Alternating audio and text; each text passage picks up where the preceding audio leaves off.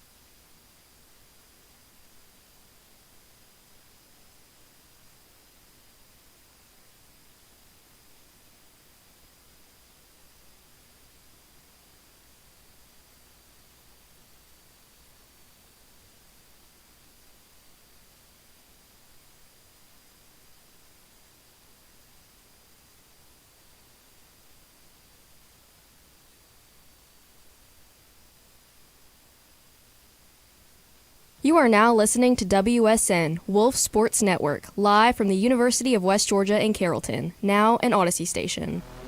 Live from Carrollton, Georgia, this is Sports Pack. Home of the hottest takes and the best interviews in college radio. Hold on, wait a minute. We need a little more energy. This is Sports Pack. Yeah, there we go. Home of the hottest takes and debates. There is no way I'm going to sit here and roll with Jared Stidham and Aiden O'Connell. Richard. There's just no way. And the best interviews in college radio. This is five-time Olympic medalist Alana Myers-Taylor. This is Super Bowl champion quarterback Brad Johnson, and you're listening to Sports Pack on the Wolf Sports Network. And the Wolves play here.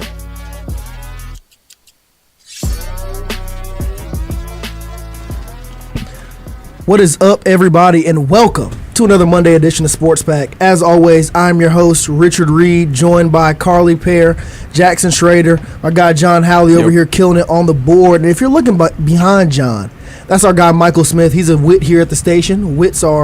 The WIT program is our training program, and WITs are people participating in the training program. He's right here shadowing the board so he can learn to be a great board op like my guy John here. Oh, come on now. I'm telling you, Mark, I appreciate it. You're the best in the business. You're the best in the business because I'm not doing it. But we got a jam-packed show to get to. Last night was the All-Star game. We have a lot to unpack there. Crazy college basketball weekend with Carly's Auburn Tigers. Mm-hmm. Making a statement against Alabama. Got a little bit of NFL draft to talk about as the combine starts at the end of next week. Moral of the story, we got a lot to get to. Four Nations hockey, sports world is buzzing right now. But before we get started, let me tell you a little something, because Wolf Radio and the Wolf Sports Network are proud to help reduce the 21% of adults with low literacy skills. We are collecting new and gently used books for every pre-K student monthly.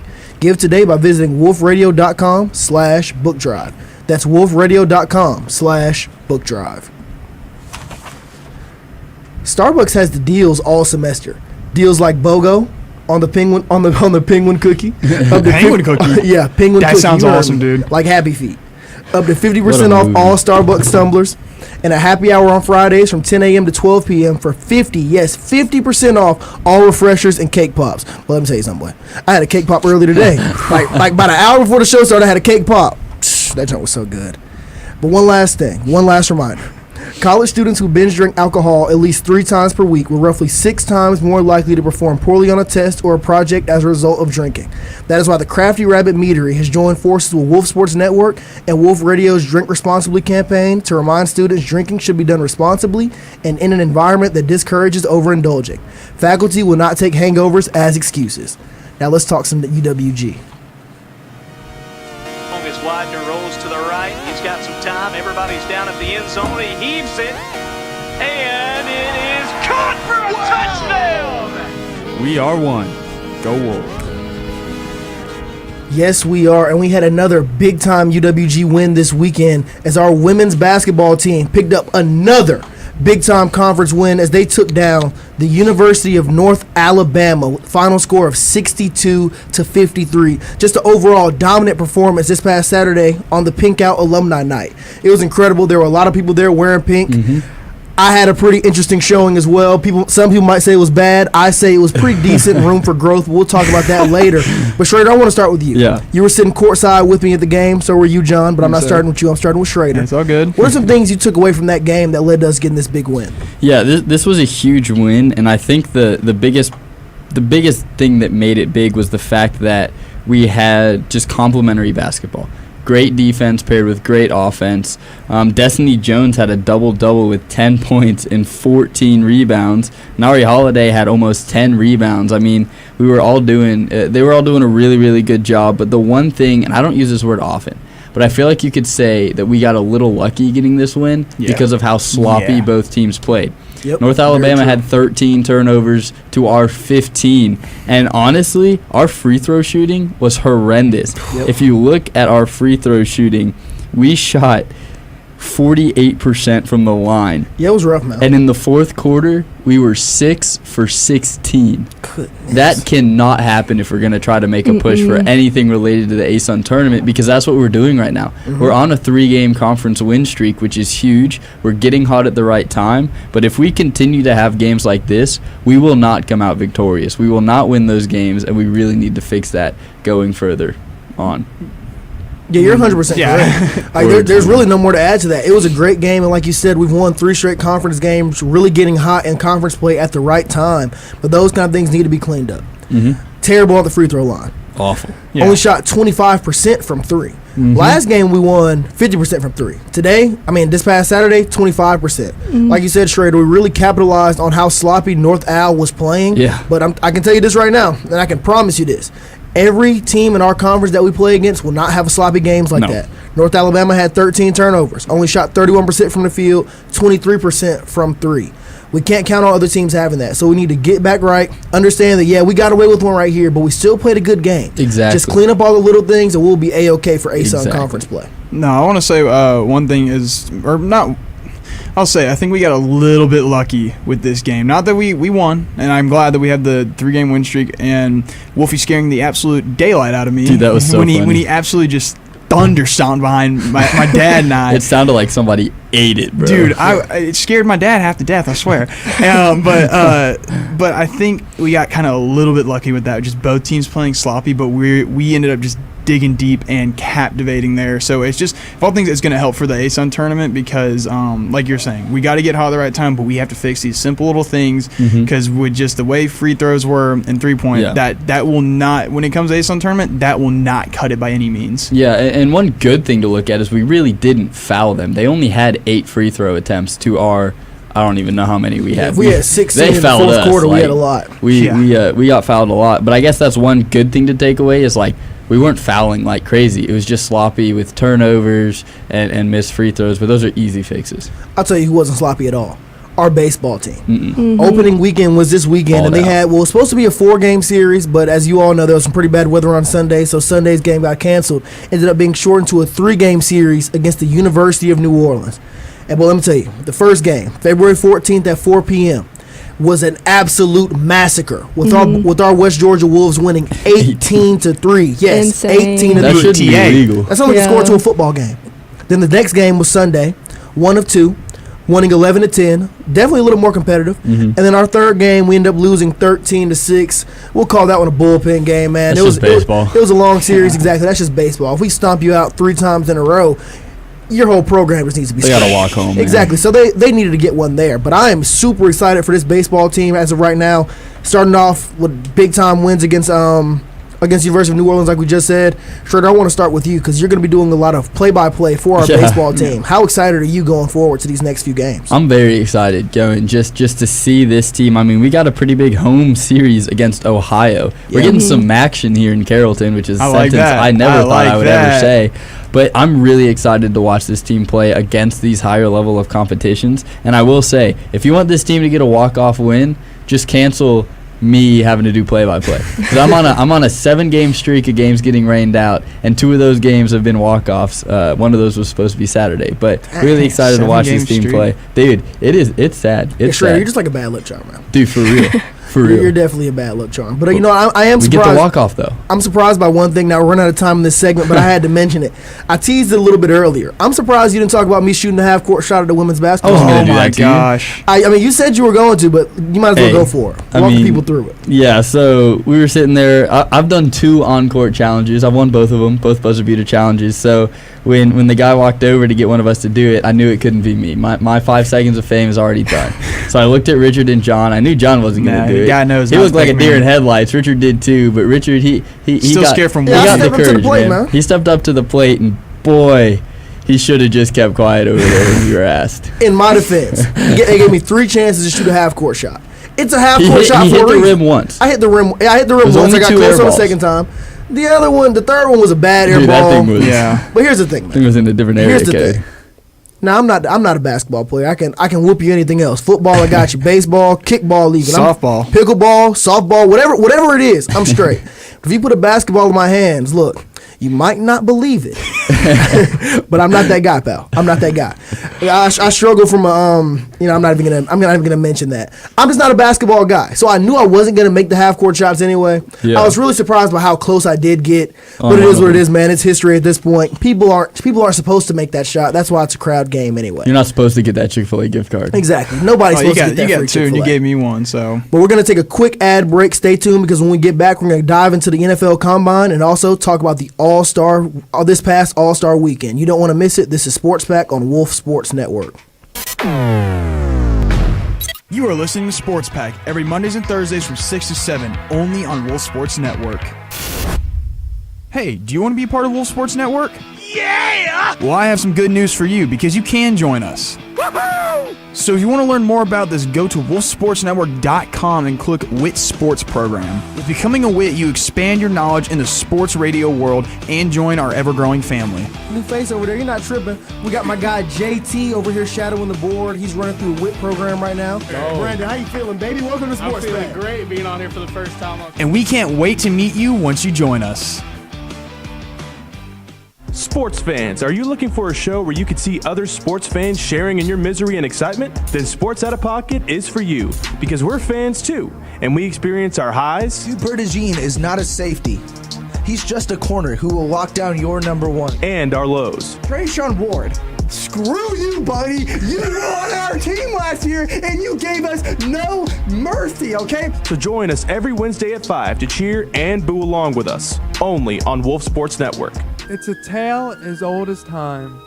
All good things must come to an end. But this final ride is going to be legendary.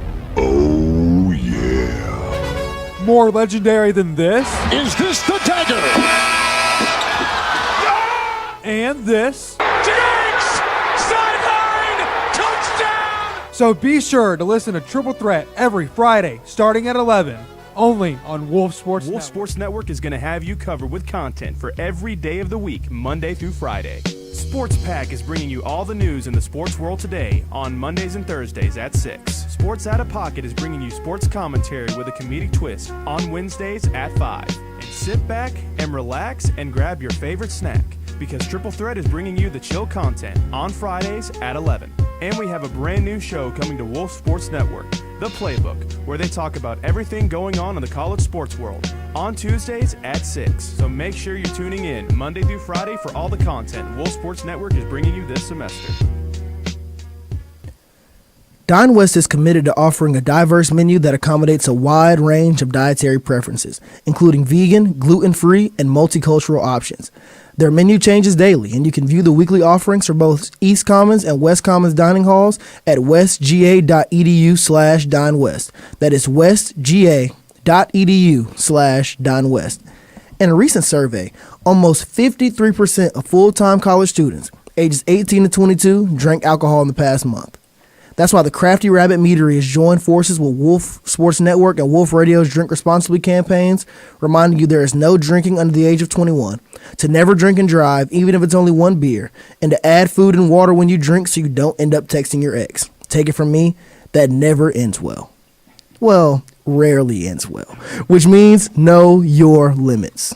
Rebound Bosch. Back out to Allen. His three-pointer. Bang! Tie game with 5 seconds remaining. Baby, let's talk some NBA.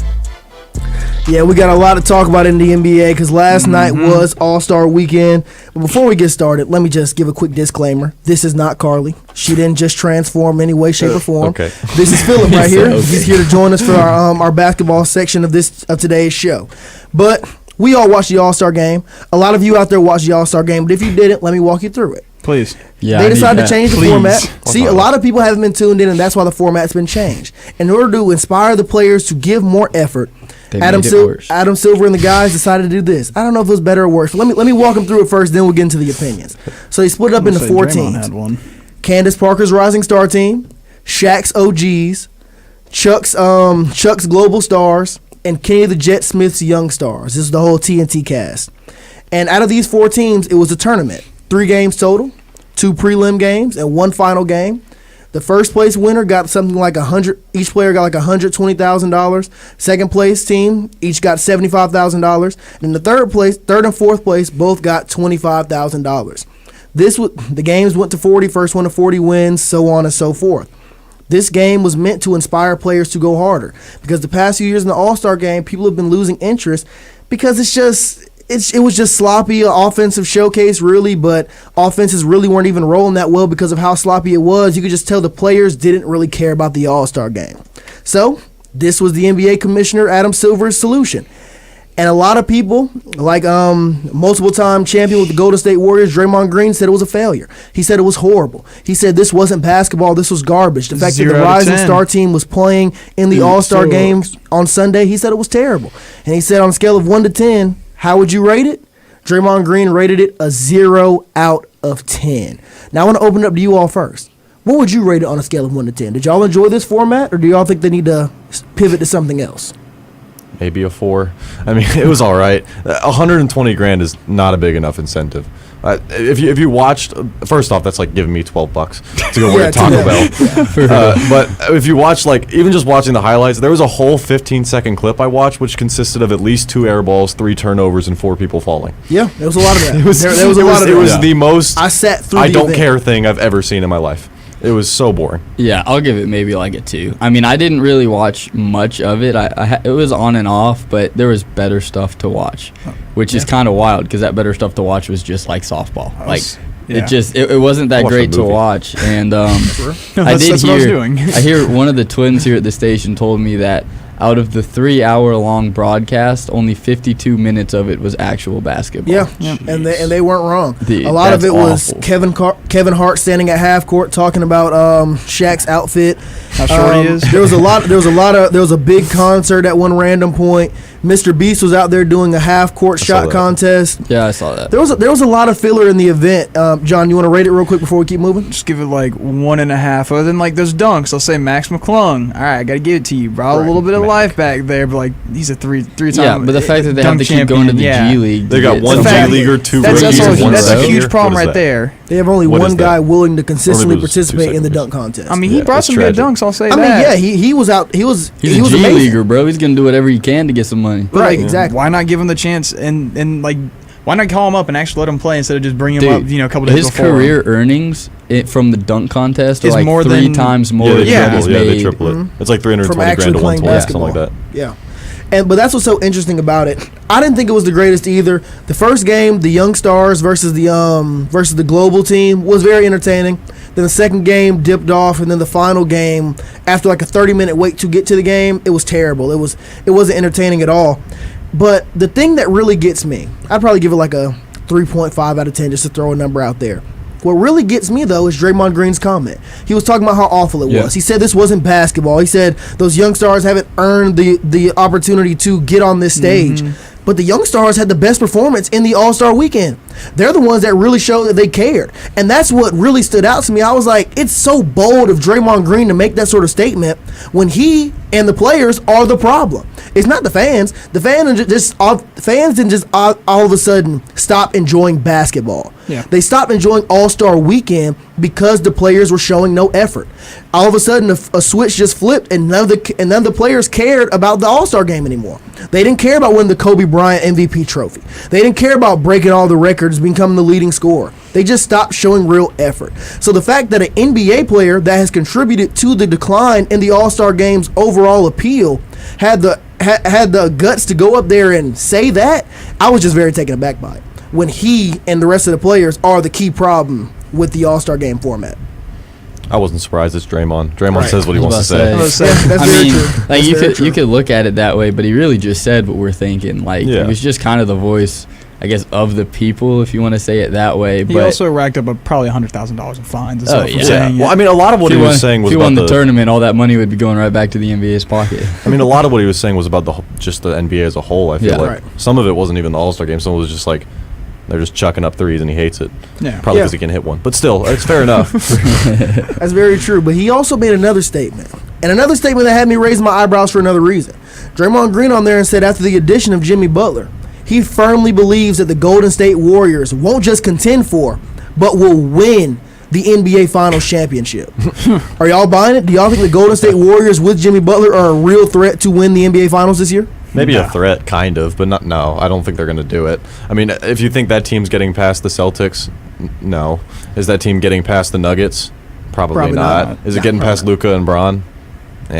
Probably not. OKC? No. Like, it's not looking good. The Western Conference is kind of loaded now. Western Conference is crazy. But go for it. Yeah, I was just gonna say, like, I haven't consistently watched basketball since the Warriors were what you wanted to be in the NBA. Like when I consistently watched basketball, it was Klay Thompson, Draymond Green when he was Splash Brothers. Yeah, do like the Splash Brothers. I mean, you had Zaza Pachulia down there in the paint, man. Good Lord, you didn't watch basketball in about 10 years. Oh, it's been a minute, brother. It's been a minute. Like 2K17, Sean Livingston, dude. Sean Livingston, the mid-ranger, dude. I'm a mid-range machine, bro. I model my game after Sean Livingston. But I haven't watched the NBA really since they were the pinnacle of it. So in my mind, I'm like, oh yeah, the Warriors, they could compete for a title, but yeah, not in this Western Conference. Realistically, they can't. Philip named a few of the teams. The Denver Nuggets have been playing out of their minds recently. Yeah. After early in the season when they moved Russell Westbrook into the starting lineup, gave him a lot more time. They've been balling. And Jamal Murray, a lot of people haven't been talking about it, but Jamal Murray has really changed gears. He's really brought his game back up to the level it was at when during the bubble and when the Nuggets won the championship a few years ago. Yeah. I almost said Ja Morant. Jamal Murray has really cranked it up. So the way Jamal Murray's playing, I definitely don't see Golden State getting out of Denver. But let's say they do somehow avoid Denver or make it past them. I don't see them getting past OKC. I know a lot of people aren't trying to respect them because they're such a young team and they didn't make the big run last year. But this year, Shai Gilgeous-Alexander, exactly. SGA is probably going to win the MVP this year. He better. They have a real deal team. They're not even healthy. They have the best record in the NBA, and they're not even 100% yet. So I'm looking at the Thunder. I'm looking at the Mavericks right now with Anthony Davis, if he plays. But the Mavericks are still there without Anthony Davis. When I'm looking at this Warriors team, they have a lot of problems that just getting Jimmy Butler did not fix. It was like putting a Band-Aid over a bullet hole. I mean, it wasn't – that's not going to fix all your problems. You have way bigger fish to fry. But on that note, let's move from the NBA and let's talk some college ball.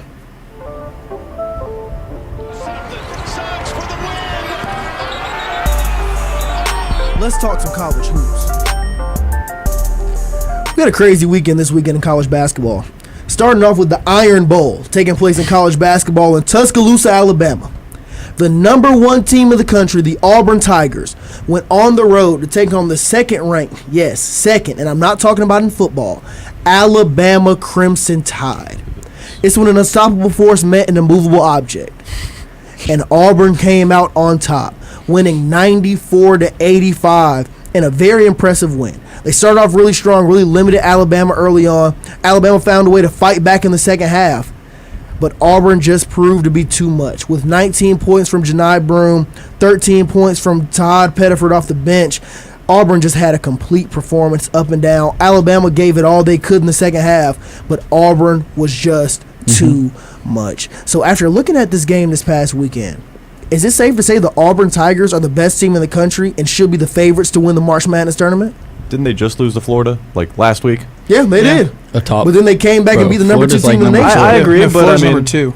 I do think Auburn's better. When I watched the game, Auburn looked way more athletic. But Florida's three-point shooting, especially in that Auburn game, was ridiculous. Oh, it's incredible. I don't know. I mean, I think they're definitely top 3. Them, Duke, and Florida. That's probably my top 3 right now. Are you throw Duke in the mix? Yeah, you got the Duke's current got so top 3 much in the talent. AP poll. Duke's got so much talent. It's just they're really young. Like if you put all those dudes as juniors, like Auburn's kids are, right? That's the best team in the country by a mile. And that's the one thing with Duke, because you're right, they are super talented. But I just wonder if they're going to be able to sustain it deep into tournament play when they're facing teams like Auburn per se. But also, let's go Houston, the number 5 team in the country right now. A team that is just a program that is built on development, tough defense and development. They develop these guys from just pure defenders into big-time shooters. Will Duke be able to hold up against a team like that? Or a team like St. John's that also just cracked the top 10, coached by Hall of Famer Rick Pitino. They don't score much on offense, but they don't have to because they create points off turnovers because of their suffocating defense. When I look at teams like that, that's what kind of holds me back from really jumping all in on the Duke train. Because, I mean, the guys are good. I mean, like, the Duke team is super talented. They have Cooper Flagg, They always probably number 1 overall pick this year. I just wonder how they're going to get when they get deep into that tournament. Yeah, I mean, I look at this Auburn team, to go back to the question, and I would say, yeah, they're probably the best team in the country simply because, you know what, they did lose to Florida. They did. But then they bounced back in their next game. They went to Tuscaloosa to take on their bitter rival, who's also number 2 in the country, and they won by nearly 10 points. Like, that's a huge win. And there's a reason that they were almost unanimously number 1 in the AP poll. There was only one vote for Florida, and however many arrested in the AP poll. That must have been like Tim Tebow or something. Dude, it must have been that guy that kept Danny Werfel. Ichiro out from being unanimous in the Hall of Fame. Oh, yeah. Like, just that one guy that's just like, nah. There's always one dude who's Yeah, like, man, nah. wouldn't it be funny if I just, and then gotta be actually different. did it. Exactly. Because they were unanimous in the coaches poll. Like, Yeah, I they think were. that kind of says, yeah, they're probably number 1. Now, looking at March Madness, I don't say nothing about March Madness because truly they could lose in the round of 64. Like, Easily. you just, Dude, you never know. the tournament is so unpredictable. It's one of those things. I almost laugh at it when people are like trying to make huge, like really detailed predictions about what they think is going to happen in March when we haven't even gotten to the conference tournament. Yeah, I'm one of those idiots that sits down and does it every day. Yeah, and let me tell you though, I got so close a few years ago, my freshman year of high school. Taco, few years ago. Dude, it wasn't that long Decades ago. ago. It wasn't that long ago. When Taco Fall missed that layup against the Duke team with Zion Williamson, R.J. Barrett, You almost you're predicted 7'6". You miss a layup that would have taken you to the Elite Eight. That ruined my bracket, and I really have not been close to having a perfect bracket since then. That's one of them days I'll never forget. What was that, 2018? it's been Yeah, a minute. 2018. Yeah. No, He's getting it was flashbacks over 2019. here. It was technically 2019. So 5 years ago. Spring 2019. goodness. Wasn't that long ago. I'll be telling my kids this story. Bro, that's it like was more few than, days that's a back. quarter of my lifetime. Listen, man, all that matters is I got close. But there was another big time game this week. A game that vaulted a team from number 16 to number 11 in the country. And that was the Wisconsin Badgers, taking down the then 7th ranked Purdue Boilermakers with a final score of 94-84. Now, we're not going to dive too deep into this game, but I just wanted to point this out because Wisconsin's another team that finds a way to make the tournament every single year. They always have solid players, but they're never able to make that big-time push deep into the tournament. But seeing them win this big-time game against a very talented and extremely explosive Purdue Boilermaker team, I'm pretty excited to watch Wisconsin here. They got a guy that just dropped 32 points this weekend against Purdue. He's been scoring out of his mind the entire season. They're going to be a team to watch out for moving forward throughout the rest of this tournament. But I do want to take this time to pivot into some women's college basketball, as we had another big-time game with the UConn Huskies going on the road to take on the South Carolina Gamecocks, a team that hadn't lost at home in, 70-something games? 71. They'd It's gone been a minute. 71 straight games without losing at home. But not only did they lose to UConn, they got lost. They were destroyed. demolished. Being dismantled 87-58. Yes, I'm talking about the insane. South Carolina Gamecocks here. They were destroyed in this game. They scored 9 points in the second quarter. And when watching that game, there was only one thing that stood out to me. And it was how dangerous UConn is when healthy. When they have Paige Beckers and the rest of the girls healthy, they are one of the most dynamic teams in the country. And watching them, there was really one player that stood out, and it was Ozzie Fudd. Outside of everybody else, she was the one that stood out to me. And I started looking deeper into the game after because I was like, man, I haven't seen this girl play much. And I hadn't seen her play much because she hadn't really been healthy.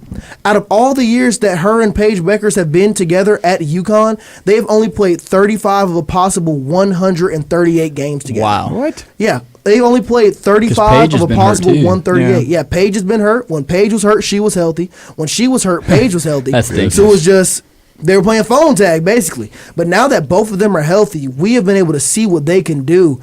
And let me tell you, man, this UConn team, they're looking to make a real deal title push. There are other big-time teams out there. South Carolina's still around. LSU, Texas, USC with Juju Watkins. But, man, UConn's legit, bro. Yeah, UConn's legit. I mean, there's a reason that, UConn was like one of the best teams in college sports overall not long ago in women's basketball. I mean, they're always always one of the top dogs. But to go into a school like South Carolina, who has nothing but women's basketball, that's all this school has to cheer for now. Whoa. I mean, I guess their football team good. Yeah, the Gamecocks had a pretty solid year this past year. I know that, but they're nowhere near their women's. Fair enough. Look at the program. Look at what's being. Look at not just last year, but overall. Like, this is what this school rallies around. And they just got mollywopped at home. Dude, they got destroyed. Like that's not how you want to lose one of those winning streaks. You don't want to. You want to lose by like a buzzer beater or something to make it seem like it was somewhat close. But to get absolutely killed, that's tough. Dude, they just went in there and got destroyed. Yeah. I was watching the game, and it got to the point where the game was hard to watch. It just felt like turnover after turnover. By the Northerners too, dude. Dude, UConn out-rebounded South Carolina 48-29. Jeez. I was looking at the 3-point percentage. Dude.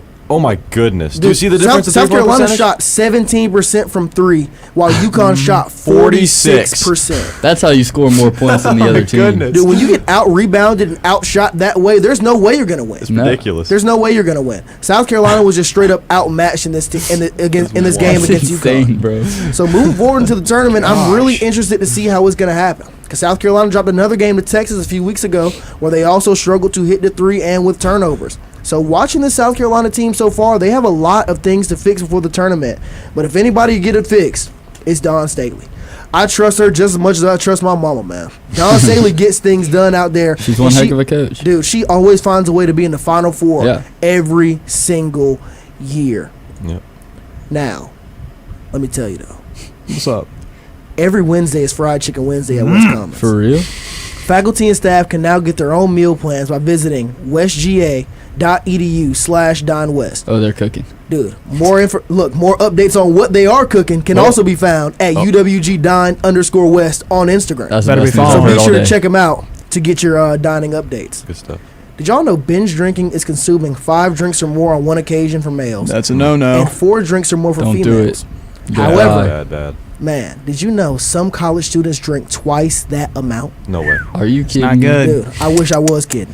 That's why the Crafty Rabbit Meadery has joined Wolf Sports Network and Wolf Radio's Drink Responsibly campaign to make sure that their wolves stay safe when drinking. Never drink under the age of 21 and always have a designated driver. Oh, and also throw in some good food while you're at it. Maybe get some Don West as part of your pregame. Now stay tuned, because when we get back, we're going to talk about the NFL Combine and some sports news. This is Sports Pack on Wolf Sports Network. Don't worry, there's a lot going on in the sports world. Catch Sports Pack on Mondays and Thursdays at 6 p.m. on Wolf Sports Network for all the sports updates you need. The Wolves play here. Hey, do you want to be part of Wolf Sports Network? Yeah! Well, I have some good news for you, because you can join us. Woohoo! So if you want to learn more about this, go to wolfsportsnetwork.com and click WIT Sports Program. With becoming a WIT, you expand your knowledge in the sports radio world and join our ever-growing family. New face over there, you're not tripping. We got my guy JT over here shadowing the board. He's running through the WIT program right now. Oh. Brandon, how you feeling, baby? Welcome to Sports I'm feeling Pack. great being on here for the first time. And we can't wait to meet you once you join us. It's a brand new season, and you know what that means. A brand new series. Bootleg Jackson Cook. Mark my words, by the end of his career, Nolan Arenado will be better than Chipper Jones. Jackson Cook. New short series, exclusively on Wolf Sports Network YouTube. Bootleg Jackson Cook. Make sure to like and follow on all socials for more content. Let me tell you all about this new show that's going to be on Wolf Sports Network. Get with the playbook. Get with the playbook. Get with the playbook. It's the playbook. Hear us talk about all college basketball, football, and baseball. Every Tuesday at 6. The Playbook, only on Wolf Sports Network. Man, this beat brings back memories. Wolf Sports Network is going to have you covered with content for every day of the week, Monday through Friday.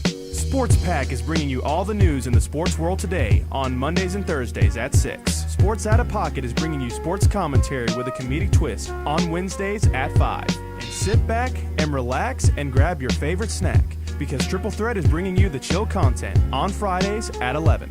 And we have a brand new show coming to Wolf Sports Network, The Playbook, where they talk about everything going on in the college sports world. on Tuesdays at 6. So make sure you're tuning in Monday through Friday for all the content Wolf Sports Network is bringing you this semester. Wolf Radio and Wolf Sports Network are proud to boost literacy rates with our pre-K book drive. Our ongoing book drive will provide a new or gently used book to every child at UWG's pre-K monthly. Give today by visiting wolfradio.com/book drive. Together, Wolf Radio and Wolf Sports Network will make a brighter future. Visit wolfradio.com/book drive today. In the NFL, only one thing matters: chasing a dynasty. Yep. And that dynasty chasing starts in the offseason. Yep. One of the biggest parts of the offseason outside of the NFL draft is happening next week as the Combine is getting started next Thursday, February 27th. The Combine's a big deal, man. People put a lot of stock into the Combine. I don't put as much stock into the Combine as a lot of people do. I think it's a lot more for me this year. Yeah, I mean, I understand that, but I feel like a lot of people add emphasis to the top players getting involved, but I don't really feel the Combine is for the top players. We already know what they can do. We've seen them perform at the highest level for a consistent amount of time. This is really for guys like DK Metcalf, who broke his neck in college and really needed a chance to get out in front of scouts and show them what they could do. Guys like John Ross, who hadn't done anything in college, but he went out there and ran a 4.22 and got drafted in the first round by the dumbest franchise in the NFL. John Ross was a dog at Washington. Don't say he didn't do anything. He did nothing in the NFL. But he wasn't the biggest name in the world. Him running that 4.22 really vaulted him into prominence. I never knew who he was until he ran that 4.22. Never heard of his name until then. Right, and that goes for a lot of people, and it also for a lot of scouts. A lot of scouts overlook a lot of players that were really good in college just because they might not have played at the biggest school or one thing or another. Like Tank Dell, for example. The Combine's a good chance for guys like that to really get in front of these scouts, show them how physically imposing they are and what they can do on the field. And there's one player out above everyone else's in this year's draft process that a lot of people are looking at, and that's Travis Hunter. Yeah. A lot of people are looking at him. If you don't know who Travis Hunter is, I don't know what rock you've been living under, but let me educate you some. He was the Heisman Trophy winner this past year, playing evenly on defense as defensive back, arguably one of the best DBs in the country, and as a wide receiver for the Colorado Buffaloes, where he had 96 catches, 1,258 yards, and 15 touchdowns, averaging 13.1 yards per catch. So a lot of people didn't really know which way he was going to go here. Is he going to do some work in the Combine as a receiver? Is he going to do a DB? Is he going to do both? Turns out he's not allowed to do both. But Travis Hunter decided to work out as a defensive back in next week's Combine. And this is a big deal for a lot of people. Because a lot of people are thinking, okay, man, does this mean he's going to be a DB in the NFL? Right. Schrader, what do you think? I don't know. I think he's going to have to pick because I don't think that he's going to be able to play Ironman football in the NFL. Now, I said the same thing. Honestly, I said the same thing about that in college. I said he's not going to be able to do this in Power 5, so maybe he proves me wrong. But I think for the NFL, I mean, he's not the biggest guy in the world. He's not. His body's not going to be able to take the beating that it would if he played every single snap of 17 regular season games. Then you have the playoffs if he goes to a team good enough to make those. So he's going to have to pick. And if I were him, I'd pick receiver simply because of his size. He's not the biggest guy. I think he's going to have trouble tackling and sizing up against some of these, like DK Metcalf. Who are you going to pick if he's lining up against DK Metcalf? Dude, if he's lining up against DK Metcalf, I'm going to go route every single time. Yeah, exactly. Give me a go, 50-50 ball, I'm throwing it up there. It's not a 50-50 ball. Like it's a guarantee. It's a 90-10. Exactly. So I think he's going to have to pick. I'd be a receiver if I was him, but hey, man, it's his choice. If he thinks he's going to be a good DB, then prove us wrong. See, I'm more on the DB train because that's what he primarily played at Collins Hill, even though he played both. He's basically played both ways since high school, whatever. But he primarily is a DB more than he is wide receivers. Now he's gotten better at it, but I see him more as a DB, as what I've seen on tape and everything, and from what I know. But you're not wrong. His size definitely brings the question. And would you put him on the best receiver? Because obviously, unless he's clamping him down, then yeah, it's going to be that DK Metcalf. You're going to throw that go route, guaranteed. You just run a slant route every time, like Stanford did 2 years ago, bro. Exactly. Yeah, well, Io Manor victimized them all game. Dude. It was rough. But I see him more as a DB, but still, you got a point. So, but I like how he enters a DB, and we'll just see what happens at the Combine. Yeah, I like how you pointed out Schrader. Like his size is such a big thing. Like in the NFL, you're going up against these guys that are huge. They're a lot older, probably a little bit more stronger too. So you definitely have to take that into into consideration. But I mean, he is gonna have to choose one. Yeah.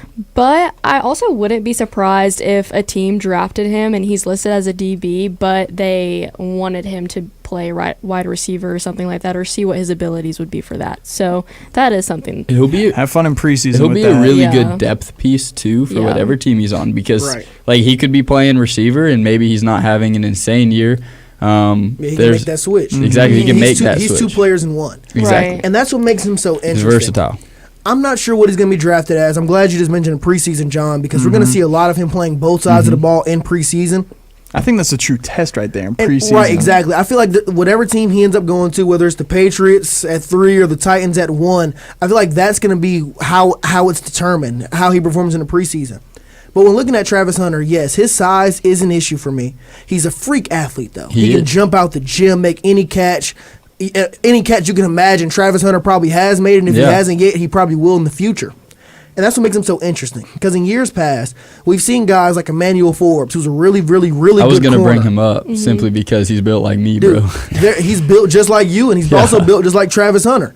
And he dominated in the SEC, but when he moved on to the NFL, he was having a solid start to his career, and then he got victimized by A.J. Brown. And then after that, teams just started going after him with their biggest receiver. Yep. And he's just fallen into mediocrity at this point. Excuse me.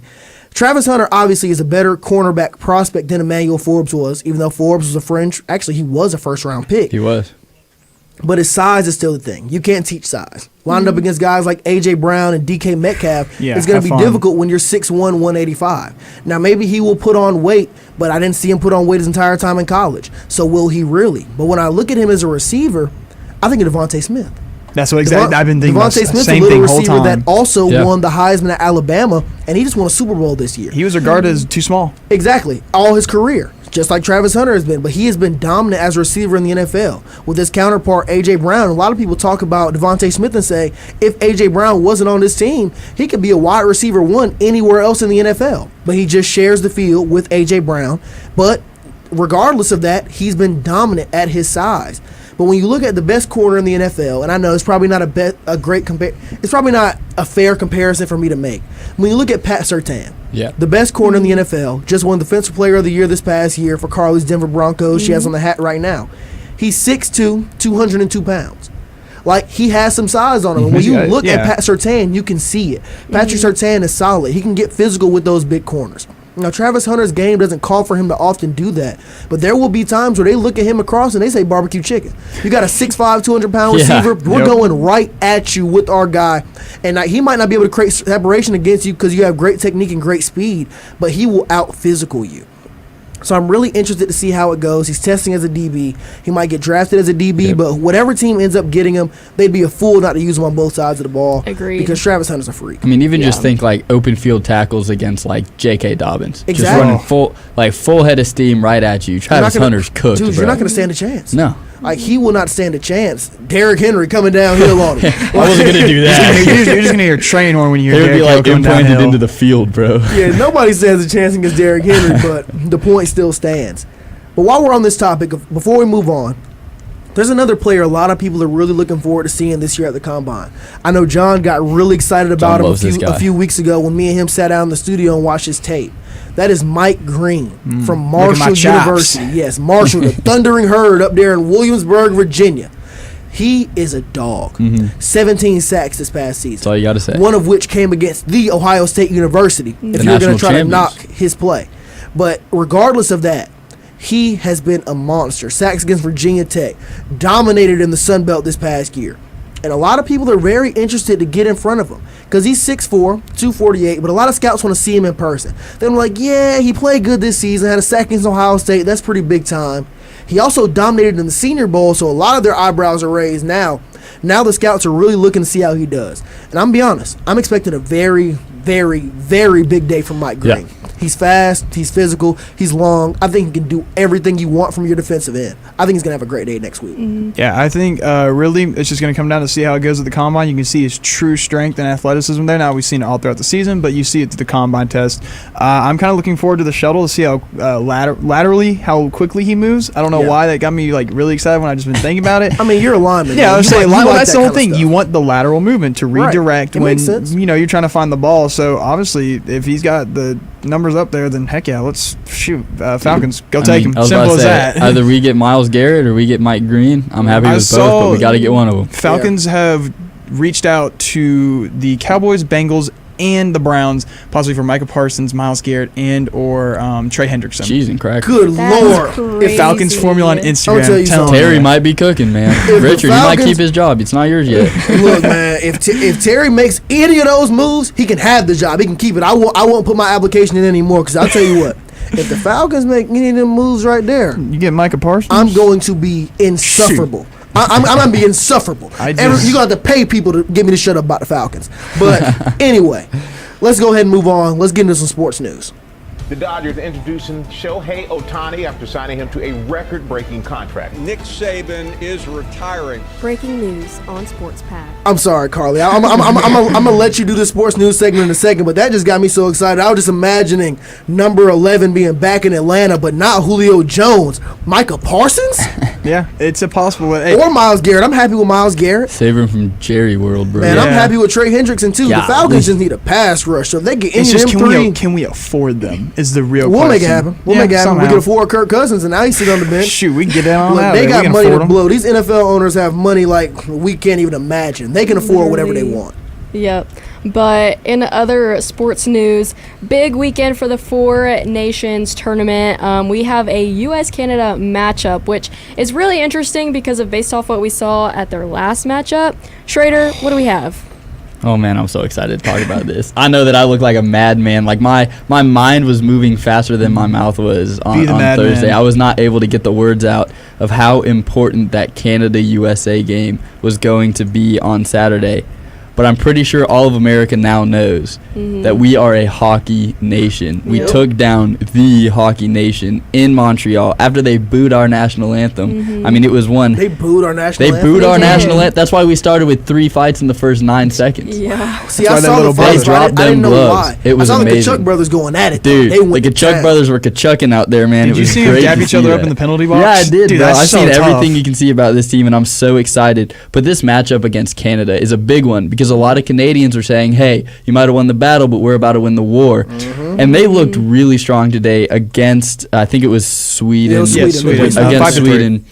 They looked really strong. However, 5-3. My goodness. But it was 4-0 with like 7 minutes Finland. left. It was Finland. It was Finland because Barkov was playing. So Canada had a little bit of a collapse at the end there to only win. At one point it was 4-3, and all those goals. It was a flurry of goals for the Finnish boys, but. Looking at this game, it's in Boston. If there's a place you want to play this game, it's Boston because I know firsthand Boston fans suck. But if they're on your side, they're probably pretty great. Oh, yeah. So I say, man, turn this game on Thursday night. There's nothing else on Thursday night. I promise you. There's nothing on that's as important as this one because if the U.S. wins this game, they basically cement themselves as the place for hockey. Yeah. Canada had its time. It's over. They haven't won a Stanley Cup in 32 years. Wow. So it's been 1993. Yeah. So this would be the handing over of the torch, whether they want to hand it over or not. If the U.S. wins this game on Thursday, it's going to change. It's going to send shockwaves through the hockey world. Dude, this has been exciting. I'm really happy to see how this has turned out because a few weeks ago I hadn't even heard of it. It's better than the NBA All-Star Weekend, I can tell you that, man. Yeah, it's way better than the NBA All-Star Weekend, and the ratings have been much higher as well. And it's really rallied a lot of people behind hockey and really had them buy in to their to their All-Star break. Like you were saying, Schrader, people have pride in their countries. Yeah, which is why we had 3 fights in the first 9 seconds. We whoop you, man. Man, and look, word on the street, if Canada lose this game, they're officially becoming a state. Hockey's the only thing they had. They were booing their future national anthem. Exactly, they were booing their future national anthem, knowing dang well they're going to be a state in a couple days. After on Thursday, when we whooped them in hockey, they have nothing else. What else do they have? Shuffleboarding? Maple syrup, but we got that too. What's the thing with the brooms and the thing on the ice? Yeah, curling. Yeah. What else do they have? Nothing. Pancakes. See what I'm saying, man? We about to go ahead and lumberjack take or that two. land. Yeah. Yes. Another super cool story from this weekend at Auburn. They had their baseball opener, and Cade Bellews, I think that's how you say his name. But unfortunately, the day of their opener, his mother passed away from cancer. But he still chose to play, and he hit a home run, which I think is awesome. Absolutely incredible. Like, such a great story to hear and to share. But yeah, that I can't imagine playing a baseball game. That's one of the hardest things. I was thinking about that, and I was gonna start this off by saying that a moment like that is every baseball player's dream, but nobody dreams of something like that. Losing your mother the day of the game and still going out there to play. I can tell you right now, I wouldn't have been playing. No. I would have been laid in the corner somewhere crying, probably about to throw my life down the drain. I wouldn't have been in Auburn if I was there. If that was my situation. I'd be driving down a long highway somewhere about to be up to no good. I mean, it's just the fact that he went out there with a smile on his face. I was watching the game with a smile on his face. Yeah. Hit a home run, didn't even break down crying, just owned the moment. He killed it. And had an amazing rest of the game. That right there was incredible. I got to tip my cap to him. I couldn't even imagine. You only get those moments in sports, man. Yep. Yeah. You can't make it up. That's what it says. Auburn's tweet right there. You can't make this stuff up. No, it was crazy. And I also just think it's so cool that like a story like this just spreads across the sports world, and like some people may not have even heard of Auburn baseball, but a story like this can go so far and impact so many people. But one more thing that we do want to touch on for sports news today is NCAA D1 softball is on a roll, and Schrader's Florida State has had some incredible performances. Yeah, they've been playing some darn good weekend. softball recently. Yeah. I just want to say I wish we could have the soundbite of John going, "Do y'all even have a softball team?" And I responded by saying, we have a program, because that's what we saw right here. We dropped our first game, and now we're on an 8-game win streak. And one of those very games, impressive wins as well. Yeah, it's our last 5 games have been 8-0, 9-1, 9-1, 15-5, and 8-1. So our pitching's amazing, our hitting is insane. So it's just great to see this. Great to see Florida State really just succeeding at something. Yeah, it's been a rough year for y'all, man. It has not been a great great hasn't one. been the greatest. Everybody know what happened in football. Yeah, December 2nd, 2020. What was it? 2023 was the day that it all started.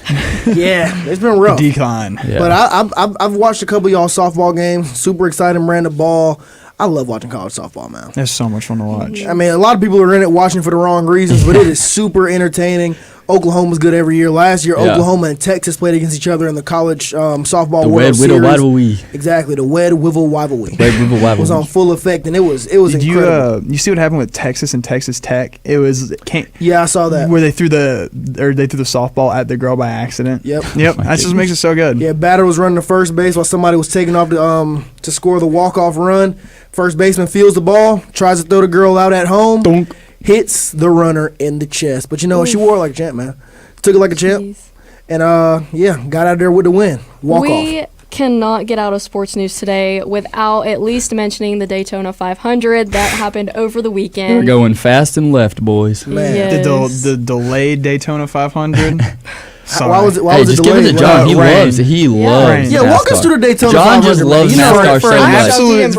For an absolute 0 minutes watch. Actually, hold on, maybe like a good 2 minutes watch because of the dining hall. Well, okay, You walk watched me it. through it. You watched more than I did. Well, obviously, no. So originally it's supposed to happen midday, and it gets rained out. I was a little surprised. I was talking to my dad on the phone. I was a Stairmaster, and I was like, he's like, dang, why can't they run? I was like, because they don't have wet weather tires. Simple as that. It's something that F1 has, and it works. Trust me, wet weather tires would make it a whole different. Can't you just see John's love for NASCAR? Oh, it's oozing. I mean, he hates F1, loves NASCAR. Don't you, so is that why F1's superior, because they have wet weather tires? No, there's a lot more to that than just and wet weather tires. Yeah, we're there's a lot more to it than just that. But and then also just their point system's really weird. They have a playoff system I don't like. Then they went into overtime. Dude, I thought they went into overtime. The race went into overtime. Yes, Race is going.